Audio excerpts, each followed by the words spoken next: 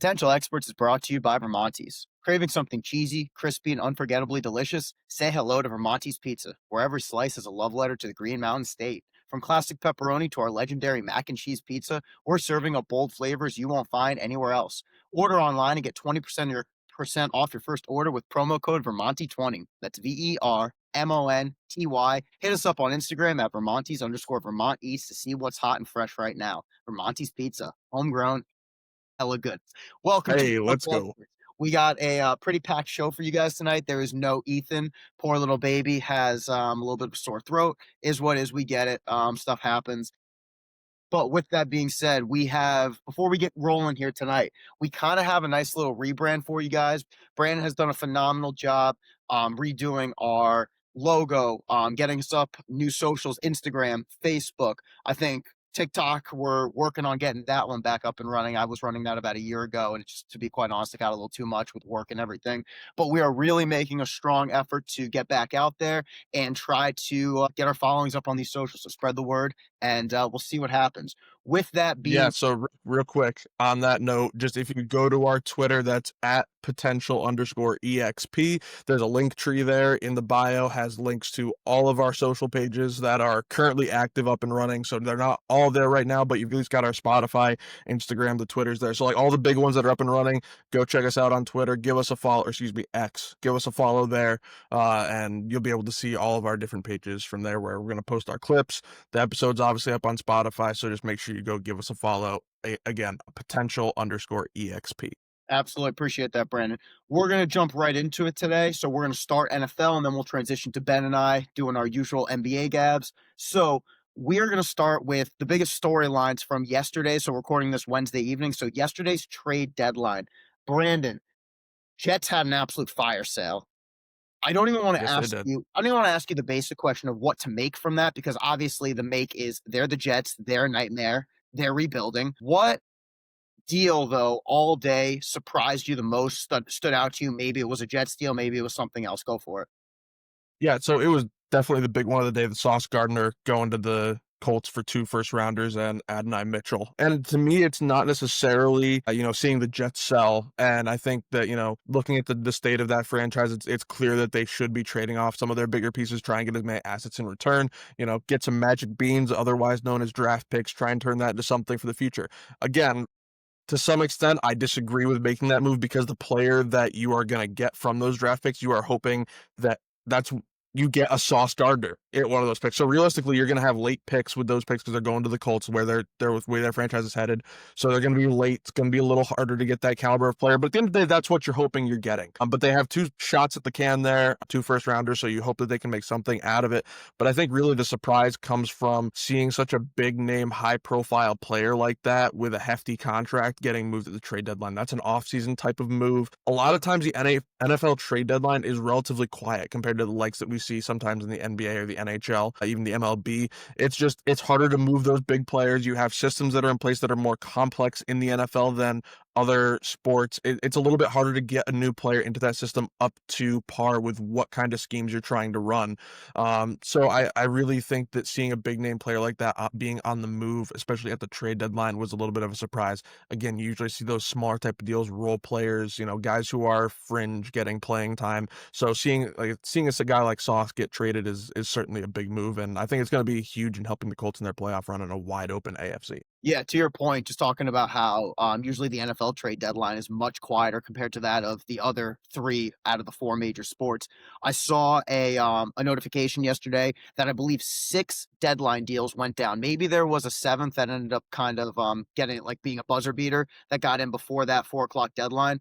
But there were only 6 or 7 deals that went down yesterday. And with that being said, it's funny that that was the most deals that occurred in a long, long time in terms of the NFL. Whereas I start thinking, like, imagine there only being like that many deals for an NBA How trade many? deadline. About six or How many? seven Shut deals. up, Ben. Shut up. About Shut six or up. Get seven. Uh, that out of here. I If told I you have my to watch that students tell stupid me, man, NFL you're gonna listen. commercial again, I'm going to lose my mind. Yeah, yeah, yeah. But I just thought it was interesting how few deals there are in the NFL compared to that of the NHL, NBA, and MLB. For me, the most like nauseating deal of the day was the other Jets deal that you didn't really touch upon, which where they sent Quinnen Williams off to the Dallas Cowboys. For me, it's frustrating for two reasons, one on each side. You kind of already touched upon the first one, Brandon, when you said, yes, you're getting draft picks, but you're looking for those draft picks to turn into the player that you just traded away. Like with one of these Jets picks, if you have a player that turns into three-quarters of what Quinnen Williams is going to turn or already is, then you are thrilled and you consider that almost like a win in your own head. That's frustrating to begin with. The other thing, it's like this such glaring admission that the Cowboys made such an enormous mistake trading Micah Parsons, which we probably already could have told you, but it's just frustrating that it's like we as fans can sit here and go, yeah, that guy who's 26 and already one of the most accomplished players in the NFL, probably don't want to get rid of him. They did. Their defense was abysmal, probably still is abysmal. Obviously, the addition of Quinnen Williams and previous Bengals linebacker Logan Wilson certainly helps with that. But it's just pretty ridiculous how it's like, yeah, we're not going to pay that guy, but now we're going to go and package several picks to go and get this other guy from a different team. Quinnen Williams is a good player. He is not Micah Parsons. I don't think anybody would even begin to argue that. Are So the the Cowboys, like, in a position to make a win now move? Don't they have, like, 3 wins? Yeah, they're not a very good team. Dak hasn't looked overly impressive these past few weeks, and to be quite honest, but that's the Cowboys' MO though. Every year is their year. You know, they'll get a high draft pick this year probably, and then they're going to end up having a decent season next year, and they're going to flame out in either the wild card or divisional round. It's the beautiful cycle of the Dallas Cowboys in our respective lifetimes. So I'm not going to complain. It's kinda like my Yankees, huh? Honestly, since '09, yeah, I think that's a fair analysis. But I will say the Yankees have consistently gone further than the Cowboys ever have. The Cowboys have not made an NFC Championship game since the '95 season. I'm not saying that Yankees fans should hang their cap on ALCS and World Series defeats, but they have made it considerably further than the Cowboys, if I might. one thing I do want to touch on, what you're saying about Quinnen Williams, the Quinnen Williams deal. When you look at the two players that got dealt from the Jets, so Quinnen Williams is 27, Sauce Gardner is 25. Do look at those two players a little bit differently. You look at the lifespan of an average NFL player's career, right? I think Quinnen Williams being 27, I would say he's probably 2 years away from, seeing a steep decline. Just based on, like I said, what we see from the average NFL player, 30 is kind of that point where you stop expecting much from them. I think that he was a better deal than Sauce, just because by the time the Jets are actually through this rebuild, or hopefully through this rebuild in 2 years, you're looking at, Williams being 29. At that point, it's reasonable to assume he's going to be hitting that wall, that starting to hit that decline. I do think you could have seen Sauce Gardner part of a competitive team, playoff team, assuming that their rebuild goes correctly. Like I said, I understand it more from a timeline perspective on Quinnen Williams, but I do agree with, what we were saying about, that's the type of player you're hoping that first round pick becomes. On a side note, and this will probably be the last thing I say because we touched upon the major trade deadline deals, the blockbusters, if you will. I'm not going to sit here and talk about Rashid Shaheed to the Seahawks, although I do think it's quietly a nice little move for the Hawks over there. But what I will simply say is that I think Sauce Gardner is incredibly overrated. Nonetheless, I think he had a phenomenal rookie year, and since then, his play has not only has he not taken that leap like people thought he was going to take, he's actually, in my opinion, regressed. He, after his rookie year, was widely regarded as a top 5 corner in the game. If you want to call him fringe top 10 right now, I think you can make that argument. I don't think I'd go there. So I think I understand why the Colts did it, Brandon. You mentioned wide open AFC, Danny Dimes having a career year, Jonathan Taylor having the best year of his career, possibly an MVP season. All that stuff is true. Rookie tight end Tyler Warren being phenomenal and incredible watch. I get why they made the move. It does help their secondary, but they gave up way too much. And if they don't win one in the next few years, it's going to look like a pretty bad deal. And the Jets actually, in my opinion, won that trade. Regardless, let's move on.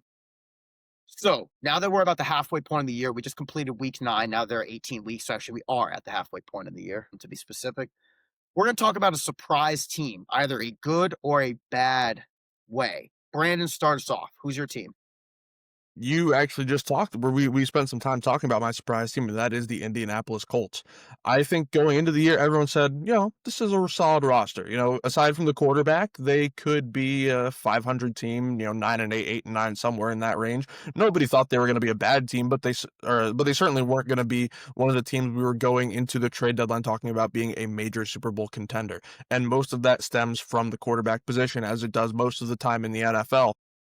Daniel Jones or Anthony Richardson. It was a pick your literal poison. And I don't mean that for your opponents. You look at that as like we have this project quarterback that we've already started for 2 years and he hasn't done squat for us. Or we can take this guy from New York who's done nothing but throw interceptions and turn the ball over and just be put up absolutely abysmal performances year after year with the Giants. There really was no good option. But lo and behold, Daniel Jones turns things around. He's been an MVP candidate at times this year. The offense is humming. You can't really say much wrong about that team. And they go and add sauce at the trade deadline. I think that everything seems to be pointing in the right direction for the Colts. I would say arguably the best this team has been since the Andrew Luck days. Totally hear you. They have been, and I actually feel pretty happy for Katz. Katz being a pretty big Colts fan, hasn't seen a whole lot of success since very, very early on in his lifetime. I don't even know if he was a fan back in 06. But with the Colts, I agree. It's been fun. It's been a great watch. I don't trust them one bit getting into January when Daniel Jones has to go up against the likes of Lamar Jackson, Josh Allen, Patrick Mahomes, at this point, even a Drake May. I do not trust him as far as I can throw him. And maybe that's just Giant fan ignorance on my part. Maybe that's sour grapes. And if you want to say that, that's fine. Doesn't really matter to me. I don't really care. But I truly, truly, truly don't think that they are going to get out of the divisional round. They maybe win a playoff game. Maybe they're the number one seed, actually. But I don't see them going to the AFC Championship or beyond. I do agree with you because we have not seen enough from Daniel Jones. We've seen way more bad than good in his career, not just this year. So I do agree with you on that. But at the same time, as of right now, the Colts Daniel Jones has not shown me much to doubt him aside from the Steelers game. And, that's 1 week out of, what are we at, week 9? So I'm going to try and be optimistic, give them the benefit of the doubt. And I do agree, though. I think probably a playoff game win, like one playoff win, is kind of their ceiling at the end of the year, just because a lot of teams do have more experienced veteran, playoff caliber quarterbacks than the Colts do. No, I hear you. And to be fair, I would have said the same take last week prior to the Steelers game. I know we had a bad game last week, and I joked around. Daniel Jones is back to a pumpkin. He turned back into the pumpkin, whatever it might be. I don't think that that's actually true. I think he just happened to have a bad game. I actually do think he's a phenomenal quarterback this year.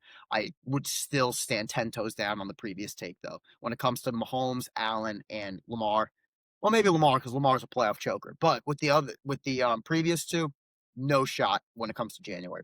For my surprising team, I'm actually gonna kind of throw a curveball. I'm gonna say the Green Bay Packers. And you might say, oh, Green Bay Packers in a good way, right? Because they're leading the NFC North. No, no. The Green Bay Packers have surprised me in a pretty dismal way. I have been, since they started the season 2-0, and they looked like they were going to absolutely ramrod through teams. I have been so disgusted with how they have played. Since that Thursday night victory where they handled your Washington Commanders, Brandon, in week 2, this is what they've done.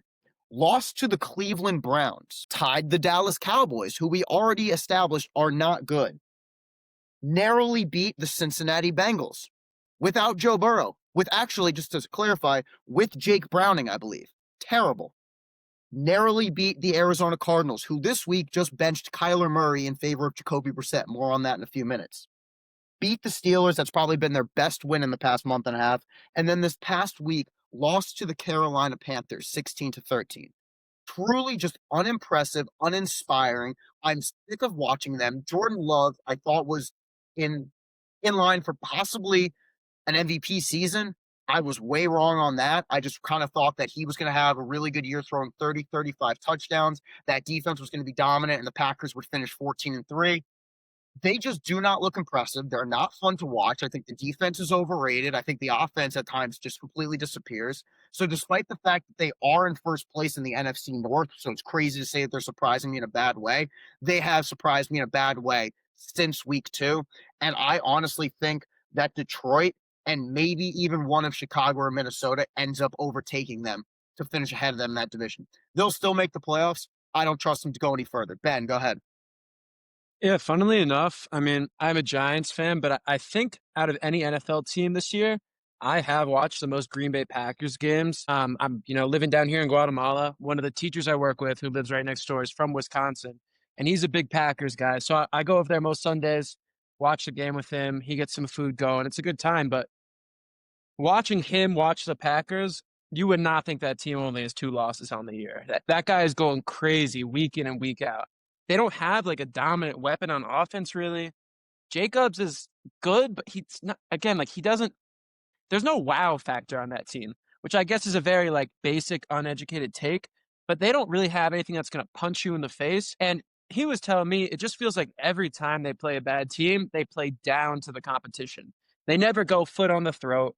They always kind of putter around, dick around, and they don't have enough of that, punch in them to really do anything big. So, I think when you see them rematch against the Detroit Lions or a team like that later this, I agree with you. I haven't been particularly impressed. I don't think Love is actually that good, but Cool. bottom line is Packers, I would agree. They've been quite disappointing despite what their record might show. Yeah. Well, Ben, to your point about talking about the wow factor, you made a comment like, oh, maybe this is kind of an uneducated, casual argument. I see where you're like why you might be saying that, but if you look at the Packers, quote unquote, contenders in the East, each of those teams has at least one, several of them have multiple of those wow factors. You look at the defending Super Bowl champion Philadelphia Eagles. You get a guy like Saquon Barkley, Jalen Hurts, and even when his head's screwed on correctly, AJ Brown. All three of those guys have wow factors. You look at the Detroit Lions, Jameer Gibbs and Amon-Ra St. Brown, 2 wow factors. You go to Tampa Bay, Baker Mayfield and Emeka Egbuka. And then when they're healthy, Mike Evans and Chris Godwin can provide those wow factor moments. And finally, the leader of the NFC West, actually the top, they're both tied for the leaders of the NFC West, Seattle and LA Rams. They each have 2 of the top, probably like 5 receivers in the league this year in Jackson Smith and Jigba and Puka Nakua, respectively. So you're looking at an NFC that is littered with those guys that do bring that wow factor. And I agree with you. The Packers front absolutely none of that, at the very least on the offensive end. If we want to have the debate, does Micah Parsons bring that defensively? We can have that another day. But I firmly agree with you. They lack that wow factor from an offensive weapon possession. The way you describe it, it almost makes you think of like the 2014, 2015 Atlanta Hawks Yes. when they just got a lot of good guys on that team. You got your Al Horfords, your Paul Millsaps, but if you don't have one of those elite, just like game breaking players, I don't think you can really go all the way. Maybe it's different in football, but it doesn't seem to be the case. Well, I mean, we said this with I think it was the Eagles a little while back. We just said that the Eagles won Super Bowl because they have a lot of top 10 players at their position. They don't Yes. have those top 5 players, but they have so many of those top 10 players that they can win them a championship. The Packers don't even have the top 10 players. They have a lot of good to above average players. They don't have any even top 10 players at their position aside from Micah Parsons. And we're talking offensively for the most part, so it's not going to happen for them this year. Yeah, and here's the deal. This is what I'll say. And again, they were my surprising team in a disappointing way. So this will be the last thing I say, and we'll move towards talking about some of the games that happened last week. Super Bowl's not won in November, as we're going to talk about actually with one of our games specifically this week. So could stuff change? Absolutely. It's really dependent on who's rolling at the right time in January and early February. But right now, I'm looking, and teams I would pick to beat the Packers if a playoff game was played today, regardless of where it's played: Philly, Detroit, Tampa, Seattle, Los Angeles, and maybe even the 49ers. So what, I just rattled off 5 or 6 teams. I mean, I agree with you. It probably isn't happening for them this year, but we'll see in January instead of in November. Let's go ahead and move forward, and let's talk about some of the games that happened this week. Let's start with what is possibly the game of the year right now. We're talking Bears-Bengals, back and forth. It ultimately finished 47-42 Chicago Bears. Colston Loveland, my first round fantasy pick in Dynasty this year, has arrived. It was just a super fun game watching old man Flacco battle it out with the young second year player and Caleb Williams. It was a ton of fun. Brandon, Do you take anything away from that game, or was it just one of those fun games? A little bit of both. So obviously it was a fun game to watch because we love those high scoring offenses. Pags, I was saying in the first quarter, this is going to be a low scoring affair. I don't know what's going on. But yeah, no, watching that game and seeing more so what happened after. The Bengals are on the brink of implosion. The offense is doing everything in their power to win games. And realistically, you should, based on the way their offense is producing, even with Joe Flacco at the helm, they should have no fewer than 6 wins on the year right now, and they don't even have that. The problem is that their defense can't buy a stop to save their lives. And we saw that a little bit in the post game. A lot of the Bengals players being interviewed. I believe it was Chase Brown and Jamar Chase, both of them giving comments that had undertones of throwing the defense under the bus or just flat out refusing to comment because they knew they weren't going to say anything that wasn't going to get them in trouble. So it just comes down to that locker room does feel like it's on the brink of exploding here, and it's not going in a good way. On the flip side, looking at the Bears, again, you kind of took advantage of a Cincinnati team that can't find a way to win games no matter what they do. But you have to like what you saw just because Ben Johnson comes in with this offensive scheme from Detroit that's supposed to be the best in the NFL. He's supposed to take Caleb Williams, turn him into the next great quarterback, the best quarterback we've ever seen from the Bears. And you saw flashes of that, of the creativity that offense is capable of producing in that game against Cincinnati. Now, granted, Cincinnati defense is so bad, you can do basically whatever you want and light up the scoreboard and it's going to look great. But at the same time, they were able to do it. And that's something that's the first step. You want to see it at some point. You want to see flashes. You want to see bits and pieces. They were able to put that together for a full game in Cincinnati, and it's really showing the direction the Bears could be headed. Whether they achieve that or not is still up in the air, but if you are a Bears fan, there was nothing you should not like from that game except for what your defense didn't do. But again, the Cincinnati offense is fantastic aside from what the defense is. Yeah, and of course, you're looking for a little bit better execution in the late game. I mean, let's not forget that the Bears were up by 2 touchdowns late in that game, allowed the Bengals to score, gave up the onside kick, allowed them to score again to ultimately take that 42-41 lead, so that the Bears had to have kind of those miracle theatrics with Colston Loveland in those final 30 seconds. Again, not taking anything away from the Bears. What a thrilling, exciting game.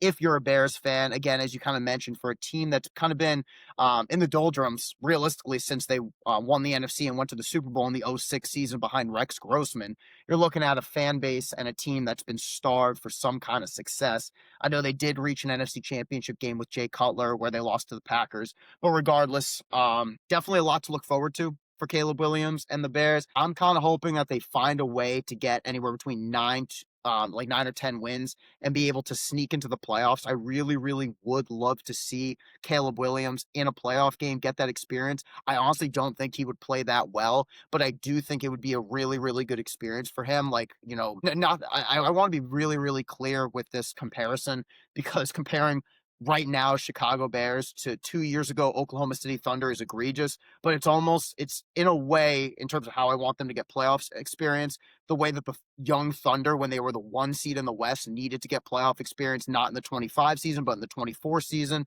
They lost in the second round, I believe, to Ben. Help me out here. Who did they lose to in that second round? The Mavericks. The Mavericks. I figured it out. They lost to the Mavericks in the second round, and then they came back this past year and ultimately had that experience and won it all. A young team, a young superstar. I think maybe I spoke too soon calling Caleb Williams a young superstar, but they need that kind of playoff experience. So I'm really, really hoping that they get that this year. And Any off last of thing that to add too, on this game? yeah, just one last thing I want to throw in is there are certain teams in sports that their prospective league is better off when that team is good. You look at the NBA, it's the Lakers and the Celtics. The NHL, it's a lot of the original 6 teams. When those teams are good, it draws fans in and just the league feels right. It feels like it's in a better place because that team is good. The Chicago Bears are arguably one of those franchises for the NFL, having such a long and storied history. Granted, most of it hasn't been great, but again, having one of the older franchises, the best defense with the '85 Bears, those kinds of franchises are what makes your league great. And so to see the Chicago Bears potentially on the cusp of returning to that greatness, it's something that's going to make the league better as a whole. I would completely agree. Let's go ahead and transition from possible greatness to undeniably current greatness. I am talking about the Chiefs and the Bills, mainly the Chiefs. Let's clap it up, ladies and gentlemen. The Buffalo Bills won the Super Bowl, right? Right? All right. They won the Super Bowl, right? Isn't that what happened this past week? They won their Super Bowl. Tell me a little bit more. Well, so you see, every year it seems like I said this, I think it was before the season started. Maybe it was the first episode of the show I came on as a guest. I believe I said this, and that Patrick Mahomes and Josh Allen is the next Brady and Peyton Manning. And we've seen that. It's every year they seem to meet in the regular season and potentially the playoffs. And it seems like every year Josh Allen and the Bills managed to clean things up and take the win in the regular season. Yep. And then when the games matter, when it's win or go home, the Chiefs always seem to come out on top in those ones. And so for the Buffalo Bills, I guess this was their Super Bowl because they came out on top in the regular season once again. I don't care about what you do in the regular season if you're the Buffalo Bills. Show me in the playoffs, can you beat this team? And right now you haven't. And great, it's one more win that you can add to your record at the end of the year because you did beat the Chiefs. But guess what? That win doesn't matter any more than it would if it was the New Orleans Saints. Yeah, Do it I when agree it's with. win or go home. Yeah, and I don't want to make it sound like nothing because the Chiefs have been rolling. And, if you're a Bills fan, like, yeah, why wouldn't you get excited, beating the Chiefs anytime? I understand. But at this point, and you already talked about this, so I don't even really need to go too deep into it. We've just seen this movie several times before. And it's like, what's the definition of insanity? Doing the same thing over and over again and expecting a different result. And it's almost like that's what we're doing this year with the Buffalo Bills and the Kansas City Chiefs. If they meet again in January, there's going to be a lot of idiots, and I'm going to be one of them that says, you know what? This is the year, guys. This is the year that Josh Allen and company finally get it done. It never is. It just simply never is. And I want the Bills, to break through this drought, this championship drought. I want them to defeat the Chiefs. I want them to go play the Super Bowl this year in San Francisco, and I want them to go and win it. But I'll believe it when I see it. I'm not going to sit here and stand up on a soapbox anymore for this team. They've just shown me time and time again they can't do it against Mahomes and company in January when it counts. Any last things to add on this game? Can we move on? Let's go ahead and we'll talk really, really quickly about the Cardinals and Cowboys because we watched a truly impressive performance by Jacoby Brissett, Marvin Harrison Jr., that Cardinals defense, and another gut punch to the Cowboys and a gut punch to Kyler Murray because, as reported yesterday, he is now benched. He is being benched in favor of Jacoby Brissett. Head coach Jonathan Gannon came out and, quite frankly, said, listen, we don't know what Kyler's health is going to look like, but we're not going to wait to commit to Jacoby as our starting quarterback. We love the way the offense has been running, and we're going to stick with him. Brandon, what do you make of that? So if you listen to what Gannon said in the press conference as well, he also noted that it's easier to game plan for the week when you know who your starting quarterback is going to be. And that's not word for word, but he did say it's going to be easier to game plan for our next game if we know who our starting quarterback is going to be. And if you're committing to Jacoby Brissett, that's fine. Kyler Murray has been dealing with some health issues. He's been out for some time now. So I don't think anyone's going to kill him on starting Brissett, especially when they've been winning more games. The offense has looked a little bit better with Brissett playing than it has with Kyler Murray. At the end of the day, though, you do have to wonder if Gannon is going to go to Brissett over Kyler Murray because he thinks he gives him a better chance to win. Jacoby Brissett is a journeyman quarterback. Does that mean that Kyler Murray's days in Arizona are numbered? Obviously, big win against the Cowboys this week for Arizona, so a team that has not been great this year. But again, if Jacoby Brissett can have you beaten the Cowboys and a couple of wins, what does that say about Kyler Murray that he has not been able to deliver? Now, of course, you could make the argument it's the opponents, their schedule. You got some, air quotes, easier games or games that favored his skill set more than Kyler's. But at the end of the day, wins are what drives this league. And Jonathan Gannon has not been getting a lot of them. He's under a lot of pressure to win now, not in a year or two from now. So, save Kyler if you have to, but Brissett's proven he can win games. And I think you're really seeing the best of that. It's, hey, if we want to go back to Kyler, let's let him get healthy. Make sure he's really 100% before we do that. But Brissett's winning games, so I don't see a reason to rush that transition back. Yeah, look, here's the reality of the situation. We've said this before on the show, okay? So I'm not going to go through my whole spiel about it again. At some point in every player's career, or I should say every player that slightly underwhelms throughout their career, you have to accept the following. They are what they are. They are not going to change. It's funny, I was driving to work the other day, and Karl Anthony Towns had a pretty brutal game for the Knicks when they played the Milwaukee Bucks, and I was listening to a little Knicks film school, shout out Jonathan Macri, and he was just kind of going on this rampage about, listen, Karl Anthony Towns, He just simply is what he is. And Kyler Murray's that same guy. Both number one overall picks. I wouldn't say that Cat has underwhelmed to the extent that Kyler has, but Kyler certainly underwhelmed in his career. Every year we look for Kyler to take that leap. And I think it was this year, like going into the season, that I was just like, I'm not looking for the leap anymore. Kyler is a middle of the road quarterback that has a little bit of, not a little bit, he has pretty solid mobility and can make a decent amount of good throws, not all of them. And he will just never, ever, ever be the quarterback of a contender. And if you're the Arizona Cardinals, you either have to accept that and say, yeah, you know what, we're cool with our ceiling being a divisional exit, or you have to say, you know what, I know we paid him a lot of money. It's time to cut the rope on this one and move forward. Kyler just is what he is, and I'm really, really sick of the narrative around Kyler being like going into every year. Oh, he's going to take the leap. He's going to take the leap. No, he's not. No, he is not. Kyler Murray is exactly who we have seen, exactly who we think he is, a mediocre NFL quarterback. Period. The end. First overall pick in 18 or was it 19? Somewhere around there, right? 19.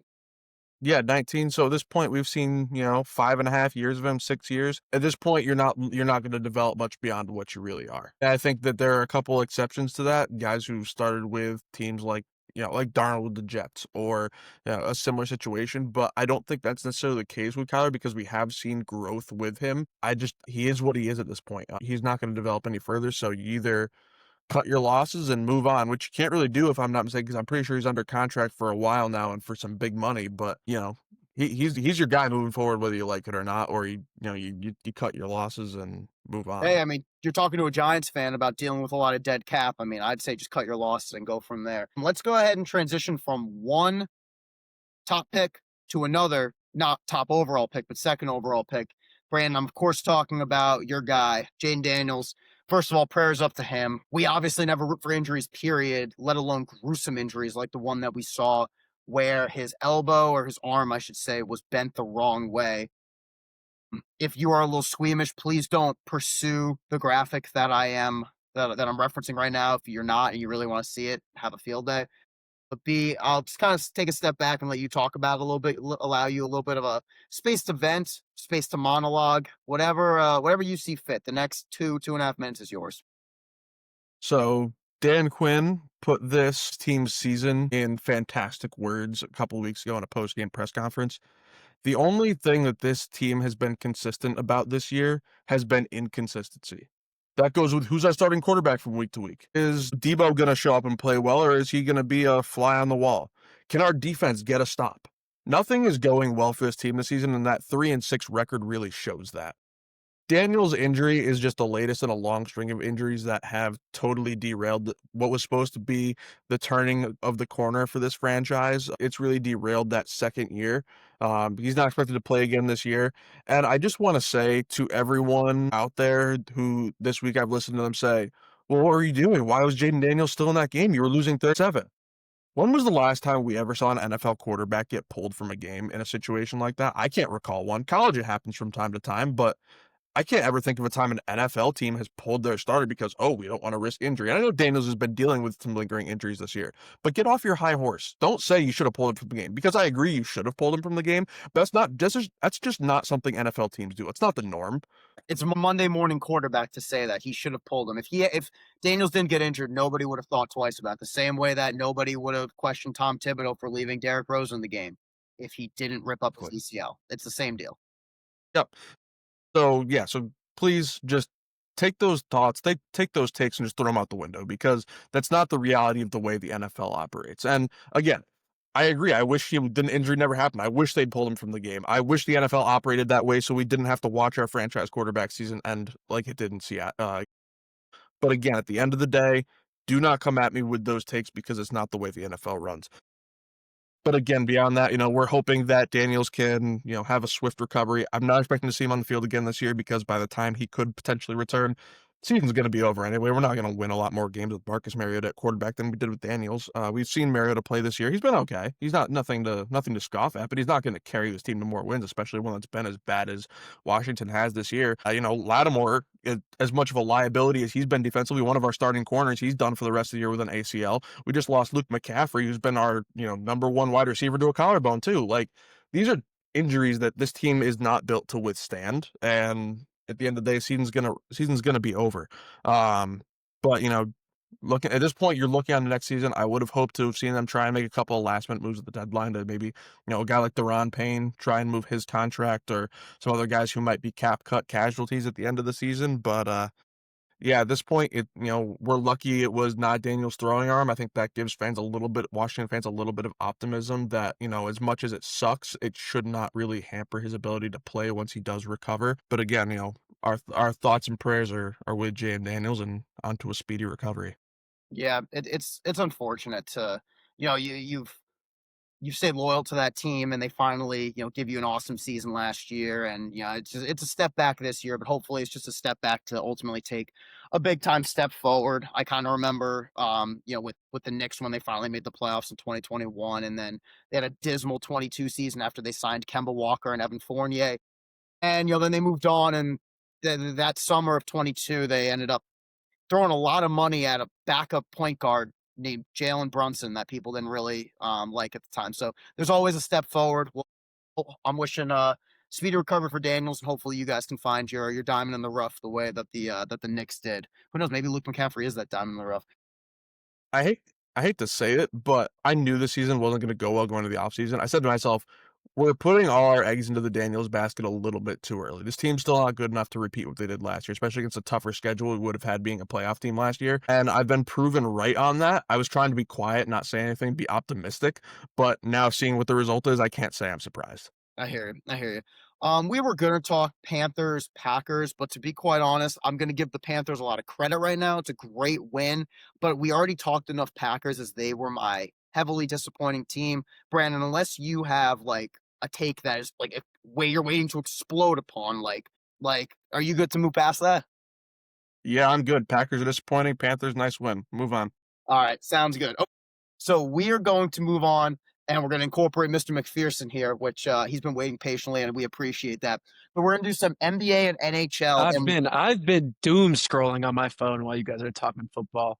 I've been deep in a doom scroll. Hey, Well, just Don't you worry. start watching more football and you'll be in the conversation with us. That's all I'm saying. that is true. But he's too casual a fan. Too casual. All Yeah, right, maybe when the Giants are good. Oh, we're gonna understood. be waiting a while. Hey, Jackson Dart's the truth, man. He's the truth. Okay, man. I just wished your Commanders well moving forward. Maybe I should withdraw that. Anyways, let's go ahead and get to NBA and NHL. So what we're trying to do with this, as opposed to Ben and I just sitting here and just getting really excited or really upset, depending on the week about the Knicks, we are going to try to, as Ben would say, gamify this a little bit. So today's game is buy or sell. So I am going to propose to Ben some NBA takes. He's going to propose them to me. And I'm going to propose some NHL takes to Brandon. He's going to buy or sell them. And then at the end, we are each going to give a favorite trend of the very, very, very early seasons. Obviously, the NHL is a few more weeks older than the NBA, but still, in terms of the grand scheme of things, the 82 game marathon, it is very early on. So I am going to start. Ben, I'm going to give you my first NBA buy or sell. And the first one is the Bucks have finally surrounded Giannis with a contender. Buy or sell. I mean, the keyword there is contender, so I guess I'm going to sell. But I will say that this is definitely the best team they've had around Giannis in a long time. While Turner might be a little bit overpaid, I do think he's worth a lot for them, considering the way he can play off of Giannis as a rim protector and a spacer. He's just like a bouncier and more athletic version of what Brook Lopez is, and he's kind of similar to what Brook Lopez was when they were a championship team. So I love that signing. And then I gotta say, this Ryan Rollins kid, man, is so good He at can ball. basketball. I don't know how old he is exactly. He's probably somewhere in our age range, maybe between the two of us. Um, but I mean, I was watching that Milwaukee New York game and I was pissed off. I'm like, you letting this guy fry us? Like, come on.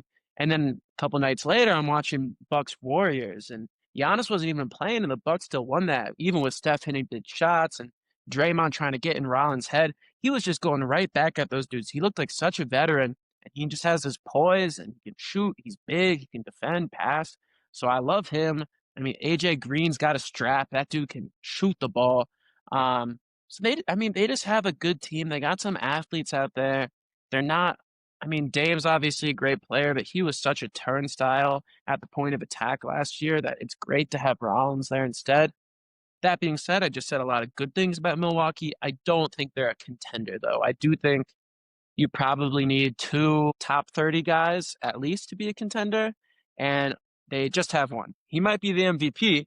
I'd have him probably second to Luka right now, but I do think they're lacking another guy who can really be your go-to scorer unless this Rollins thing only continues upward. Because when we get to the playoff, teams are going to game plan for Giannis. You're going to see Giannis getting literal triple teams in the playoffs, and maybe they win a series or 2, but I don't think they can get all the way through 4 rounds of that in April, May, June. Sounds good. All right, Brandon, to you. NHL. The Boston Bruins, despite thinking, wait, we're finally going to blow everything up and actually do a proper rebuild, the Bruins are a playoff team. Buy or sell? I'm selling hard. The Bruins are in a playoff spot right now. They are third in the Atlantic Division with an 8-7 record and a negative goal differential. Now, as we discussed the beginning of the year, the Eastern Conference is really weak this year. So a team like Boston could wind up, with an okay record slipping in as a wild card team. I under no circumstances have them being a playoff team. They're too inexperienced and young, and they don't have enough solid veterans.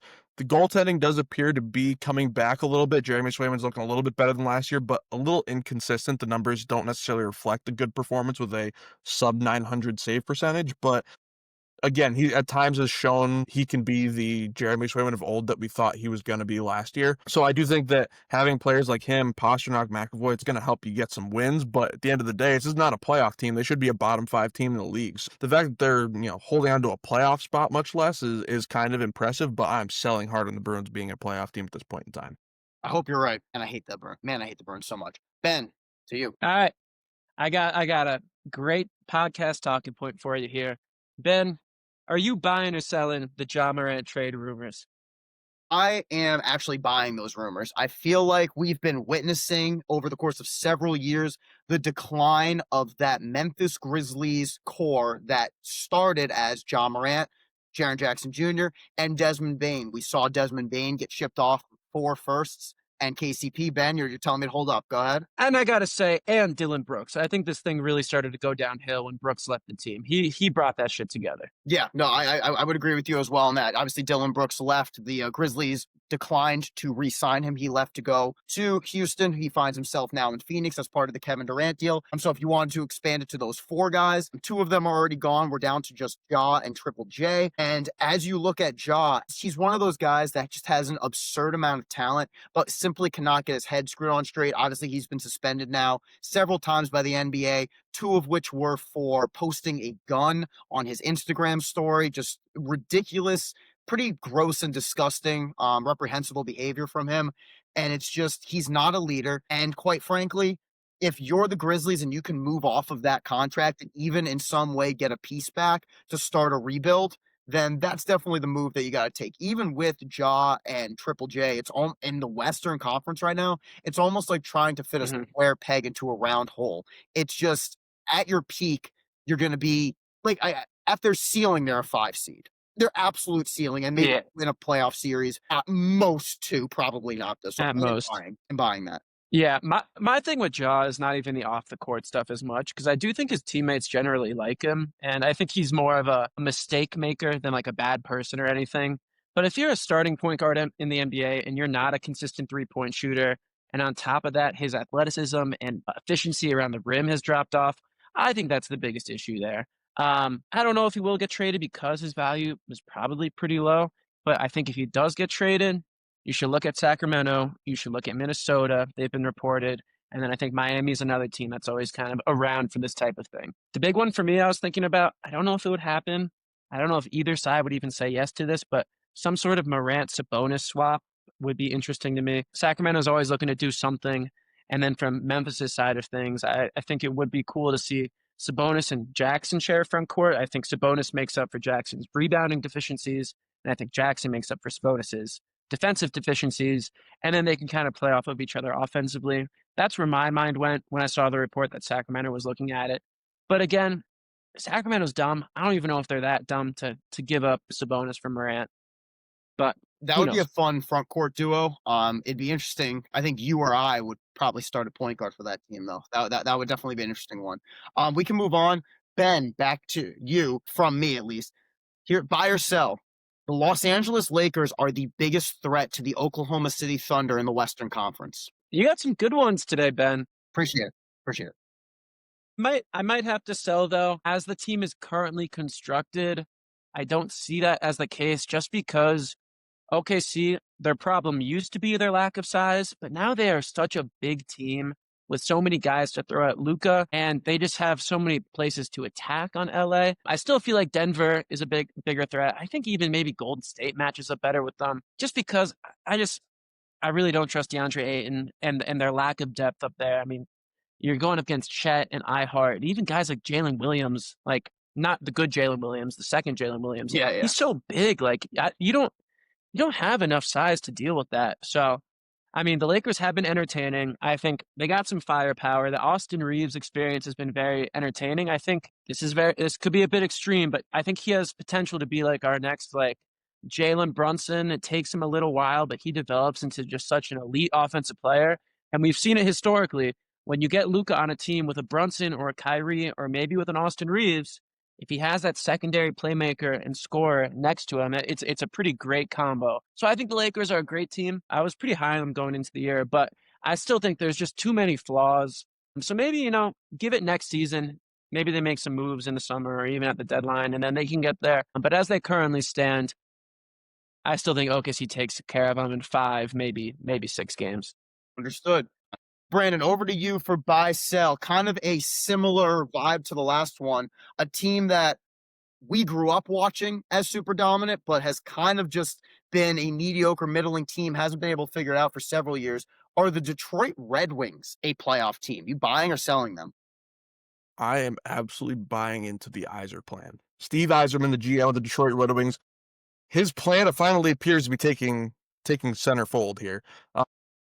And that comes from a place of, everyone saw what he did with Tampa Bay Lightning, turning them into a cup contender. Granted, he did leave for the Red Wings before they won the cup, so he doesn't really get a lot. He doesn't get the rings, but he does get a lot of the credit for assembling those great teams in Tampa Bay. Goes on to Detroit, and for years it seems like things were never going to work. And for whatever reason, it just wasn't working out for him. Seat was getting a little bit warmer, and here we are. Detroit is second place in the Atlantic Division, one spot ahead of the Bruins, who was our last team we discussed. And they might actually be legit. Detroit finally made it out of the mushy middle, and they didn't have to regress to do it.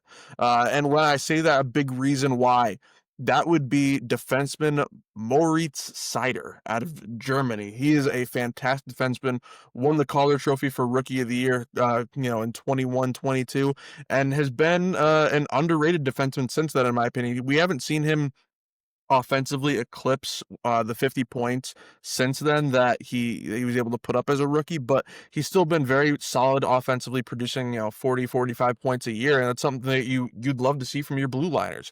But where I really want to get into the nitty-gritty here, we're going to go into some analytics here. I'm looking at the on-ice goals for per 60 and on-ice goals against per 60. So for those who are not aware, it's pretty self-explanatory by the name, but that's just how many goals are you on the ice for per 60 minutes played. Granted, he's not playing 60 minutes a night. He's only probably playing about 25. But still, looking at his numbers, this year, he's at a career-high 3.9 on the ice for his team, and the goals against is at a career-low 2.7 per 60 minutes. And those are some really solid numbers. For Detroit, it's something you'd love to see. You'd love to see that growth and development from Moritz Seider in his 5th season in the NHL. And then Dylan Larkin, been with Detroit forever, team captain, the guy that you want to see him win. So I'm really happy to see that Detroit's finally turning things around, and Moritz Seider's a big part of that. And it also helps when you add a veteran goaltender like John Gibson. Him and Cam Talbot have been splitting the net this season, and it hasn't been great goaltending, but it's working, and they're in a playoff spot. So here, Detroit, you've been like I said, that mushy middle team for a long time now, and it looks like you're finally getting out of there, and I mean that in a good way. Sounds good. All right, Ben, to you, propose to me. To propose to you? Yeah, go for Don't it. tell Amanda. No, Oh, I'll keep that quiet. All right, so I'm going to start by reading you some stats. And then I'm going to tell you this player, and you're going to tell me if you're buying or selling this leap.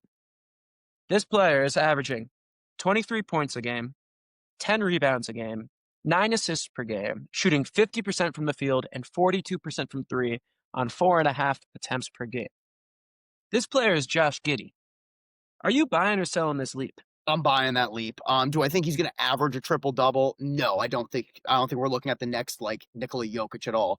Do I think we're looking at an All Star in the Eastern Conference this year, a first time All Star? 100%, I do. Obviously, I've had honestly, I'll say the displeasure because it was against my Knicks of watching him the past few games this year. I've seen a lot of Josh Giddey. I even caught a good amount of Philly and Chicago last night, in which Chicago came back from 24 points down to win that game. He truly is impressive. That Bulls offense is buzzing. I didn't realize how strong he was. Honestly, he goes to the rim Mhm. with legitimate intentions.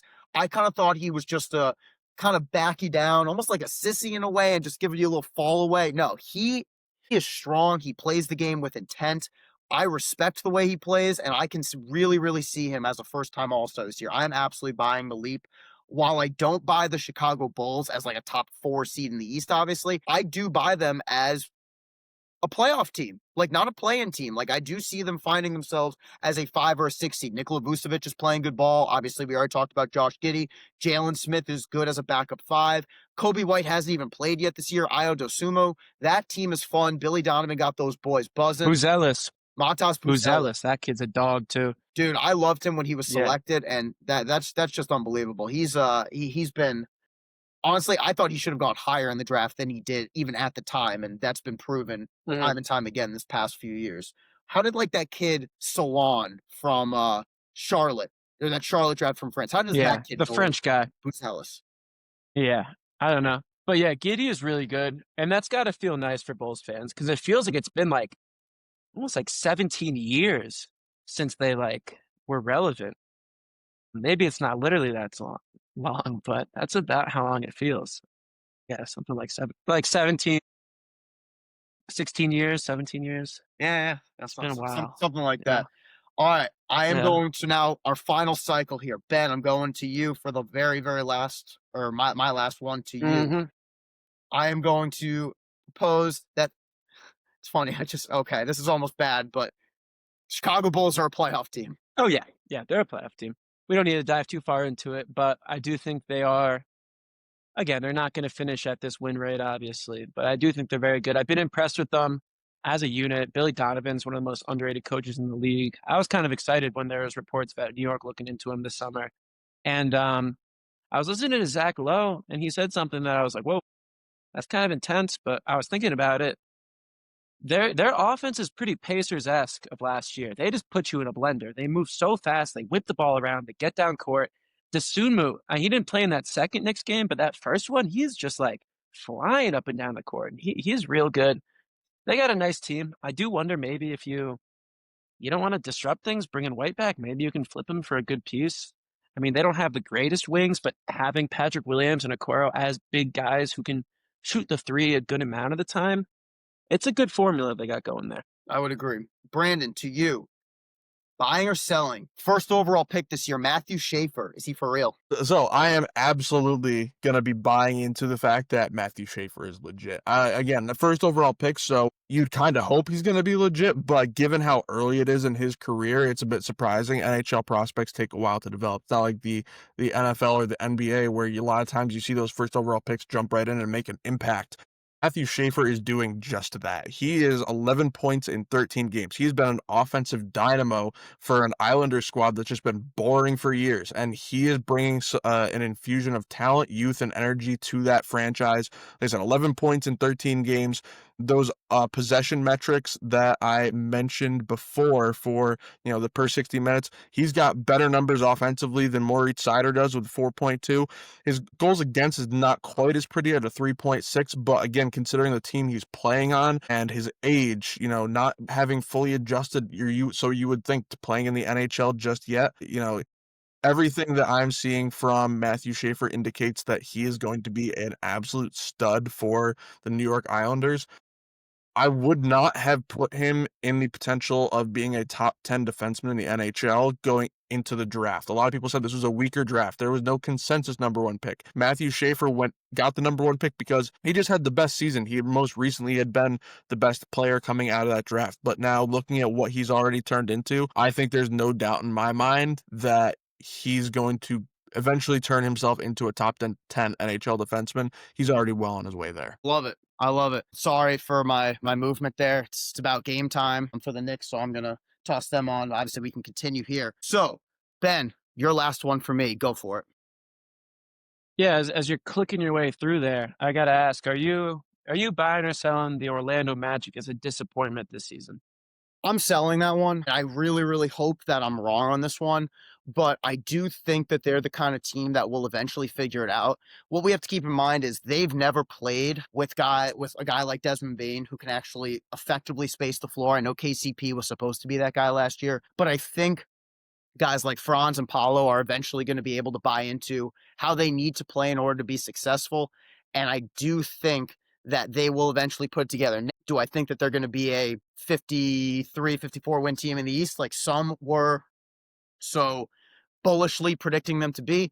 No, I do not. But do I think they're going to end up with 46 to 49 wins and be a pretty solid team and be one of those teams that you absolutely don't want to face in the playoffs because that defense is so elite?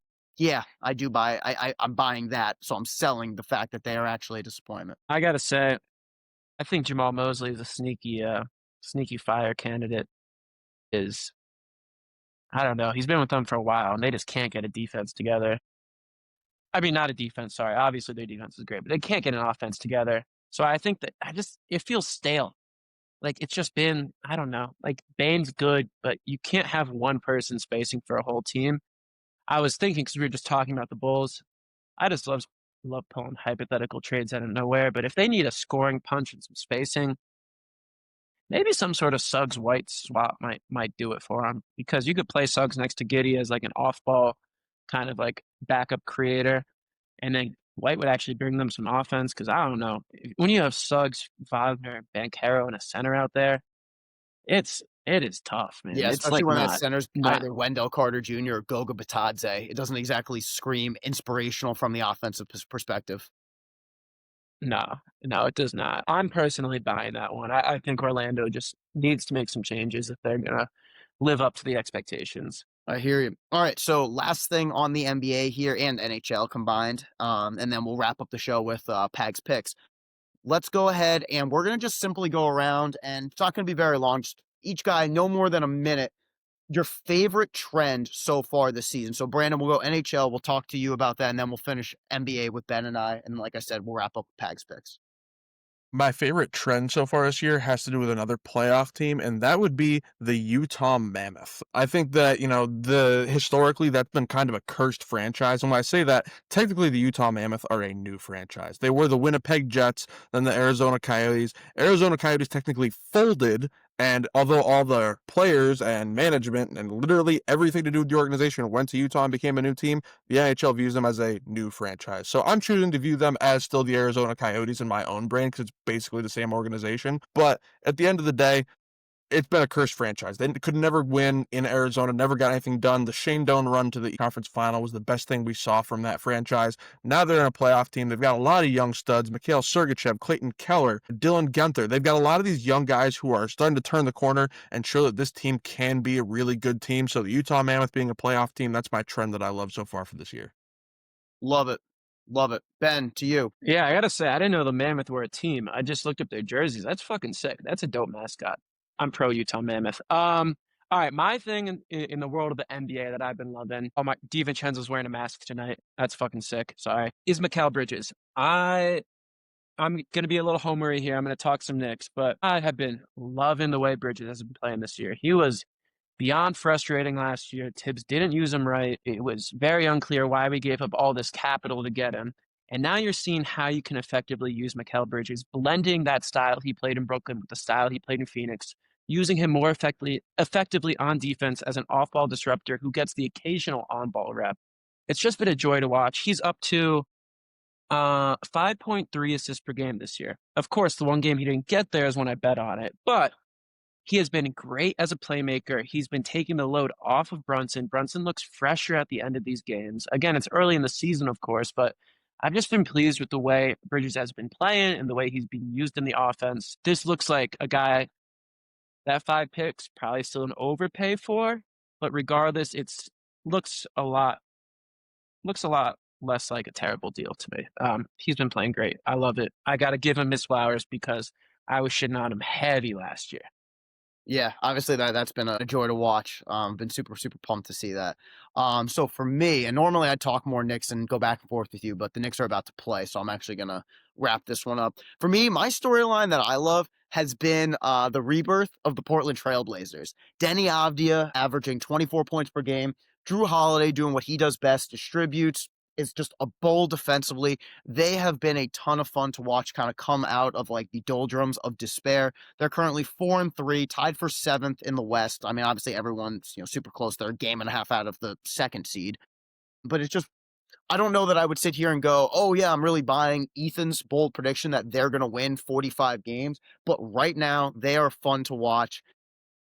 I've just really enjoyed seeing that they're not abysmal like the Dallas Mavericks and the New Orleans Pelicans have been.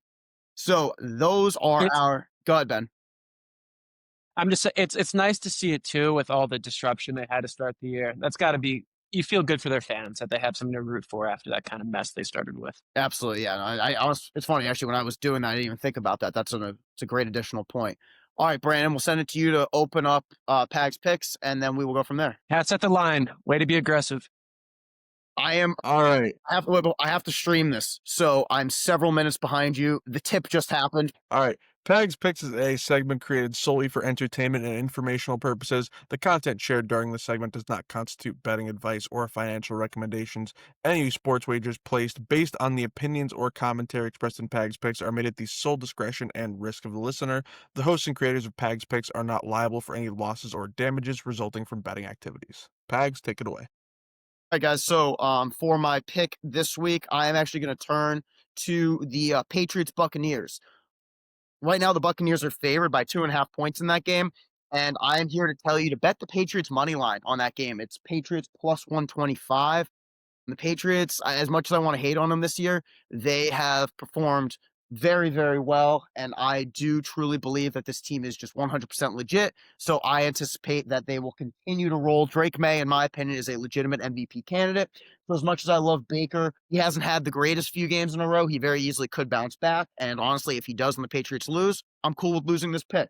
But right now, I am telling you to take the Patriots money line plus 125. Gentlemen, do we have anything left that we need to absolutely talk about tonight? And I'm going to emphasize the word absolutely because, like I said, the Knicks are playing. I All I think gotta that's a say wrap. is, yeah, have a great Wednesday, guys. Have a great rest of your week. Awesome. Love it. All right. Thank you guys so much for listening. Peace.